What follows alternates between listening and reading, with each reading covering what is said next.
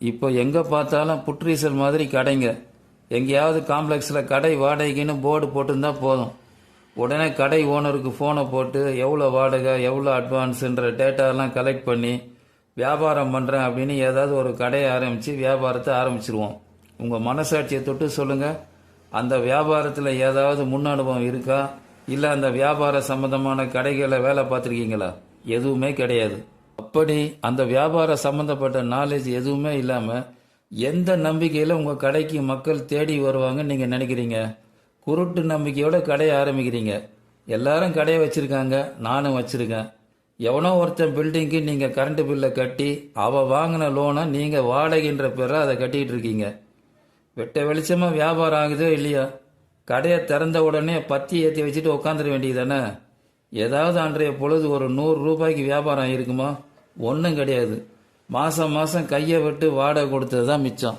நீங்கள் கடையை ஆரம்பித்ததுனால carpenter, electrician, load auto driver இவங்க தான் பயனடைகிறாங்க.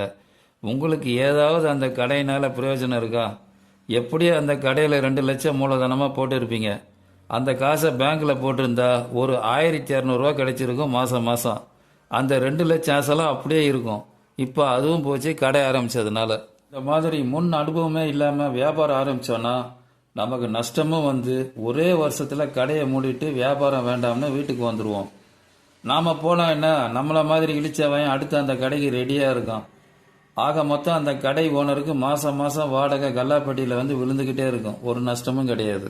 பாருங்க, அப்படி யாராவது ஒருத்தன் ஹோட்டல் வச்சு இல்லை டீ கடை வச்சு நல்லா முன்னுக்கு கொண்டு வந்து வியாபாரத்தை ஒரு நல்ல நிலைக்கு கொண்டு வரும்போது இந்த கடை ஓனர் என்ன பண்ணுவான்னா, திடீர்னு கடை டெபாசிட்டை ஏற்றுவான். எனக்கு இன்னும் 2 லட்சம் அட்வான்ஸை கொடுன்னு கேட்பான். அதோட வாடகையும் ஏற்றுவான். நாமளும் வேறு வழி இல்லாமல் கொடுத்து தான் ஆகணும். அப்படி அதை கொடுக்க வழி இல்லாமல் கடையை காலி பண்ணவங்க நிறைய பேர். அவனை பொறுத்த வரைக்கும் நம்ம இடத்த வச்சு யாரும் முன்னுக்கு வரக்கூடாது, அதில் ரொம்ப ஸ்டெடியாக இருப்பான். வாடகை டெபாசிட்ன்ற பேரில் ஈரக்கொலையை அத்துட்டு தான் மறு வேலை பார்ப்பான் இந்த காம்ப்ளெக்ஸ் ஓனருங்க. அதனால் வியாபாரத்தில் நல்ல அனுபவம் இருந்தாலும் அராஜகம் பண்ணுற காம்ப்ளெக்ஸ் ஓனர்கிட்ட மாட்டாமல் நல்ல மனிதர்கள் ஒரு சில பேர் இருப்பாங்க. அவங்களுக்கு சொந்தமான காம்ப்ளெக்ஸில் நீங்கள் கடையை ஆரம்பிங்க. அதுக்கு ஒரு 6 மாதமோ 1 வருஷமோ ஆகலாம். அது வரைக்கும் பொறுமையாக இருந்து மக்கள் நடமாட்டம் அதிகம் உள்ள பகுதியில் நீங்கள் வியாபாரத்தை ஆரம்பிச்சிங்கன்னா உங்களுக்கு வீடு தேடி வர இருக்கிற லட்சுமியாக யாராலும் எடுத்து ஃபர்ஸ்ட்ல இருந்தா